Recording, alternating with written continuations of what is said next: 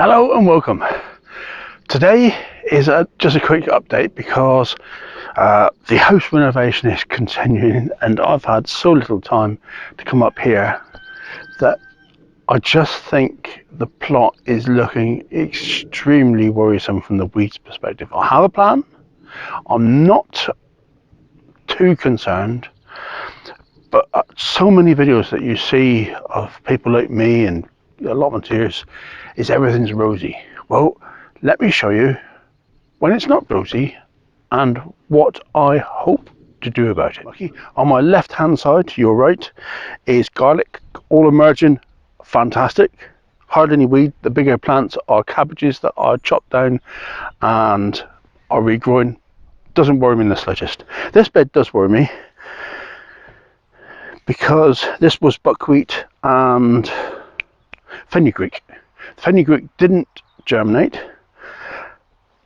Odd plants now have, but it's a massive weed. So what I'm going to do is I'm going to cover it with black tarp, just this one bed, and that will subdue the couch grass that I can see there until I got time to actually come up here and do something about it. The main enemy in here for me is the speedwell that's in amongst it. It is starting to flower, it is mild. I'm a little bit worried about the speedwell getting its seed well and truly in the ground. So the quicker I can tarp this one, the better.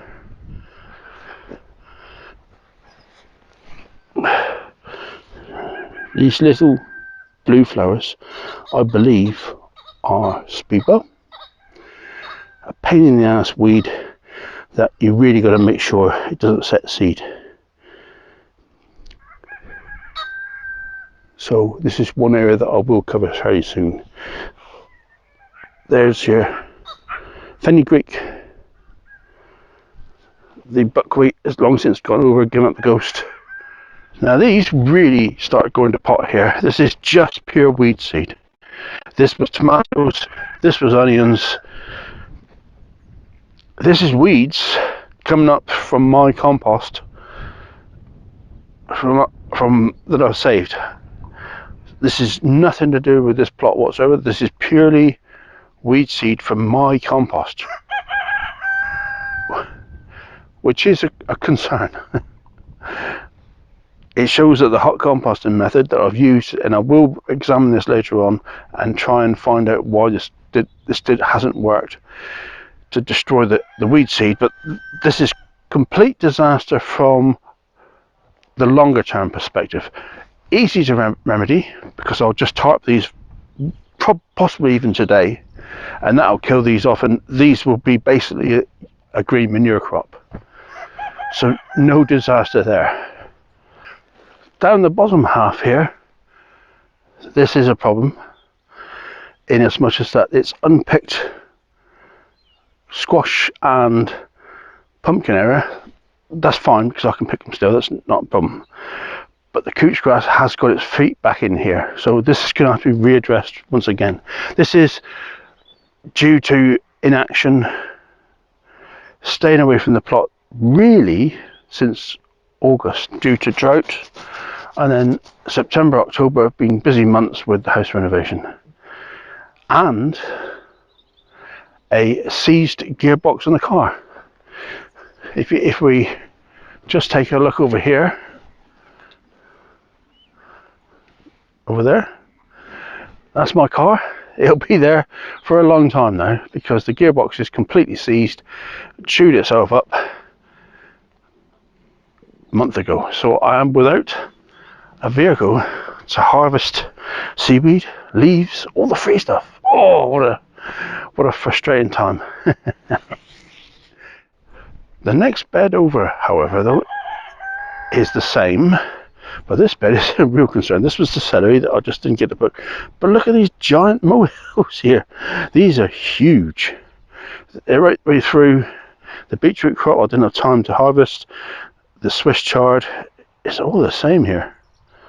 Quite a molehill mess.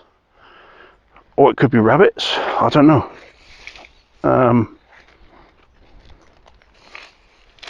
hard to believe that moles would do this much damage, but they're very active in this field. Or, nah, it can't be rabbits. Well, it might be rabbits. We'll see. Yeah, I reckon it's rabbits, you know. Oh dear. Okay. There's a bit of a mess.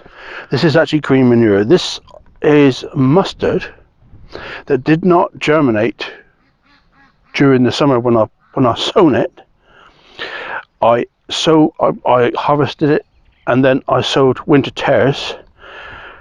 The rains have come, it stayed mild, and the dormant mustard seed has regerminated. It's not going to last very long. It's forecast cold next week, so that's going to disappear. The germination rates of the winter tares was not fantastic. I'm hoping that they'll stay and grow on through the winter. Next bed over is Phacelia, doing absolutely fine, no worries. Right, and so that's that completed. Not a temporary solution, but a good solution, because none of those weeds are going to seed. They're all going to rot down to the ground. The roots stay in the ground, so it's extremely good. No dig. It's dead ground after they've died down. I don't know what crops are going to go in it. This was going to be overwintering onions. I never bought them in the end because I just ran out of time. Distracted. I'm a one thing person. If I'm decorating, I'm decorating. If I'm up the field, I'm up the field. Blinkered vision is the way I am. Good job too, because no car curtails a hell of a lot.